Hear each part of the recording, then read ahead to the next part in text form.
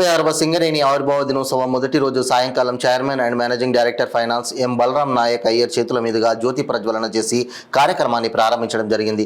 అనంతరం సింగరేణి సంస్థ ఆవిర్భావ దినోత్సవ సందర్భంగా సింగరేణి సంస్థను ఉద్దేశించి chairman and managing director finance మాట్లాడుతూ సింగరేణి సంస్థ సాధించిన విజయాలు మరియు సింగరేణి సంస్థలు ఎక్కడెక్కడ ఏ విధమైన ఉత్పత్తులలో ముందంజలో కొనసాగుతున్నది, ఎలాంటి కార్యక్రమాలను నిర్వహిస్తున్నదో, ఒకే కుటుంబం ఒకే లక్ష్యం అన్న నినాదంతో ముందుకు కొనసాగుతున్న సింగరేణి తల్లి బిడ్డల మనమందరం సింగరేణి భవిష్యత్ తరాలలో ఇంకా మన ముందుకు ఎన్నో గొప్ప విజయాలు సాధించి బొగ్గు ఉత్పత్తిలో ప్రైవేట్ సంస్థల కన్నా ముందంజలో ఉంటుందని, అదే మార్గం సింగరేణి సంస్థలు పనిచేస్తున్న ప్రతి ఒక్కరికి ఇంగరేణి యాజమాన్యం అండగా ఉంటుందని ఈ సందర్భంగా తెలిపారు.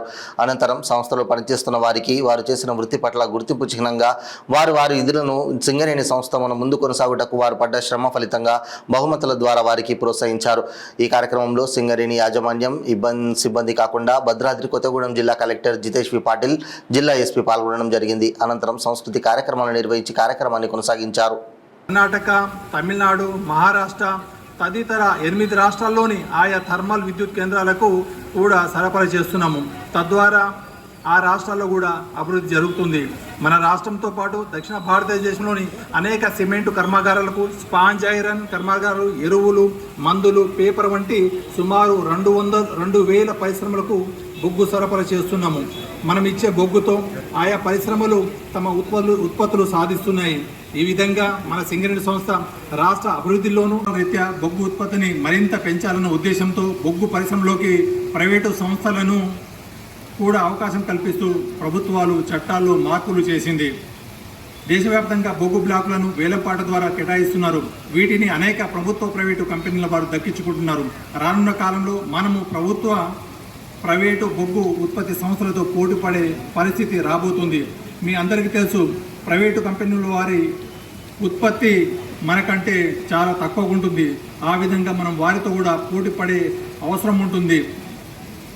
ఈ మధ్య మన రాష్ట్ర ఉప ముఖ్యమంత్రి వర్యులు మరియు ఇంధన శాఖ మంత్రి వర్యులు శ్రీ బట్టి విక్రమార్క మల్లు గారు లాభాల బోనస్ పంపిణీ సభలో మాట్లాడుతూ సింగరేణి కార్మికులు, ఉద్యోగులు తమ పని విధానంలో మార్పులు తీసుకురావాలని, సంస్థ ఆర్థిక స్థితిగతులను ప్రతి ఒక్కరు అర్థం చేసుకోవాలని, ఈ సంస్థ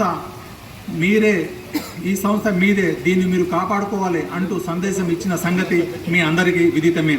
ఆయన ఆదేశం మేరకు అన్ని గనుల్లో, డిపార్ట్మెంట్లో సదస్సులు నిర్వహించి ప్రస్తుత పరిస్థితి ఏమిటి, మనం ఏం చేయాలా, ఏం చేస్తే ఉత్పత్తి ఖర్చు తగ్గుతుంది, కంపెనీకి భవిష్యత్తు ఉంటుంది అనే విషయాలను వివరించడం జరిగింది. ఇప్పుడు కూడా మల్టీ డిపార్ట్మెంట్ టీముల ద్వారా చైతన్య పరిచే కార్యక్రమం నిర్వహిస్తున్నాము. ఈ కార్యక్రమం తర్వాత మీ ఆలోచనతో కొంత మార్పు వచ్చిందని నేను అనుకుంటున్నాను. మనం ప్రధానంగా యంత్రాల ద్వారానే బొగ్గు ఉత్పత్తి సాధిస్తున్నాము. యంత్రాల వినియోగం రోజుకు 24 గంటలు, ప్రస్తుతం 12 నుంచి 16 గంటలు మాత్రమే పని చేయగలుగుతున్నాము. మినిమమ్ 18 గంటల నుంచి 20 గంటల దాకా ప్రైవేటు అవుట్సోర్సింగ్ వాళ్ళతో కూడా మనం పోటీ చేసే అవకాశం ఉంది. దాంట్లో కొంత స్తబ్దత ఉంది. ప్రైవేటు వారు కనీస సౌకర్యాలు లేకుండా వాళ్ళు 21 గంటలు పని చేస్తున్నప్పుడు మనము ప్రభుత్వ పరంగా అన్ని సౌకర్యాలను పొందుతూ మనం ఎందుకు చేయలేకపోతున్నాం అనేది మనమందరము ఆలోచించాల్సిన అవసరం ఉంది. ఉద్యోగులు తమ పని గంటలు 8 గంటలని పూర్తి స్థాయిలో వినియోగిస్తే మన ఉత్పత్తి పెరగడంతో పాటు ఉత్పాదక పెరిగి లాభాలు రెట్టింపు అయ్యే అవకాశం ఉంది.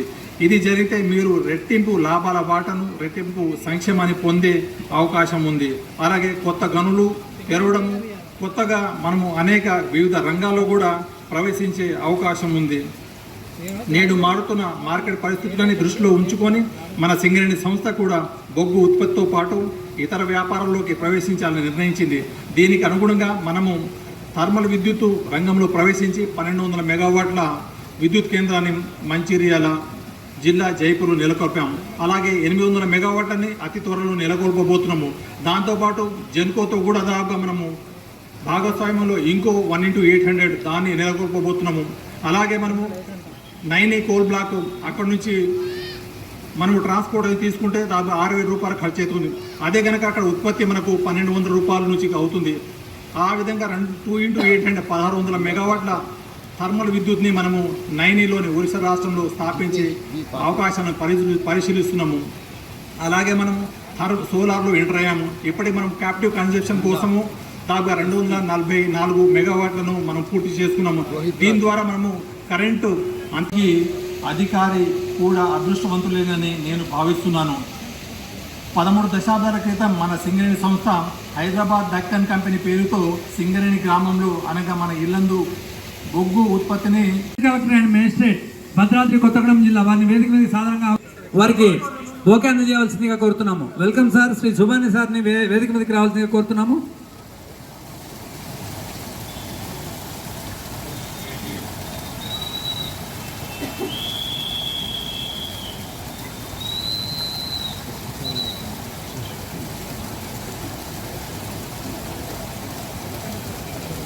ఓకే.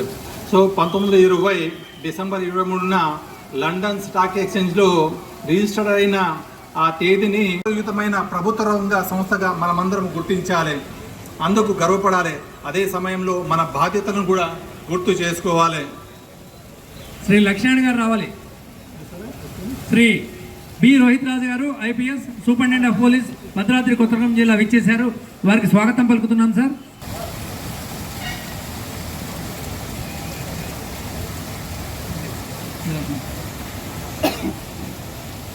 సో మీకు పదే ఒక విషయాన్ని చెబుతూ వస్తున్నాను. మళ్ళీ ఈ సందర్భంగా గుర్తు చేస్తున్నాను. ఇప్పటివరకు దక్షిణ భారతదేశం మొత్తానికి బొగ్గు అందించే ఏకైక ప్రభుత్వ రంగ సంస్థగా మన సింగరేణి సంస్థ ఎదుగుబోతుంది. మనల్ని చూసి ఉత్తరప్రదేశ్లోని ఉత్తరాఖండ్లోను అస్సాం రాష్ట్రంలో ఈ పథకాన్ని వాళ్ళు అమలు చేయడం జరిగింది. ఈ విధంగా చూస్తే నిజంగా చాలా గర్వకారణంగా అనిపిస్తుంది. అలాగే ఉద్యోగ నియామక ప్రక్రియలో గరిష్ట వయసును 35 నుంచి 40 ఏళ్లకు సంస్థగా మనమందరం గుర్తించాలి. అందుకు గర్వపడాలి. అదే సమయంలో మన బాధ్యతలను కూడా గుర్తు చేసుకోవాలి. శ్రీ లక్ష్మణ్ గారు రావాలి. శ్రీ బి రోహిత్ రాజు గారు IPS superintendent of police Bhadradri Kothagudem జిల్లా విచ్చేశారు. వారికి స్వాగతం పలుకుతున్నాం సార్.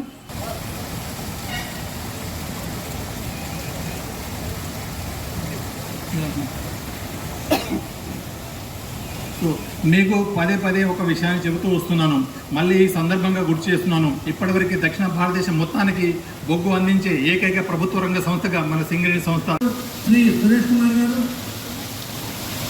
ఎల్హెచ్డి కేటగిరీ 1లో పీకేఓసి వారికి ఈ సంవత్సరం అత్యుత్తమ ప్రతిభా పాత్ర శ్రీ పి నరసింహారావు గారి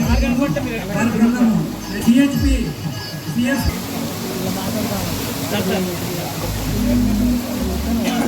జేవిఆర్ వర్సిటీ వారికి మరొకసారి అభినందనలు తెలియజేస్తూ జేవిఆర్ సిహెచ్ శ్రీ ఎం రమేష్ గారు, శ్రీ జె శ్రీనివాసరావు గారు, శ్రీ బివివి కార్పులు గారు, Shri SS Sridhar garu, Shri P special campaign 4.0 second prize అవుతుంది. Third prize Manuguru area J Srinivasarao garu additional Manuguru area Shri J Srinivasarao garu additional manager area నుండి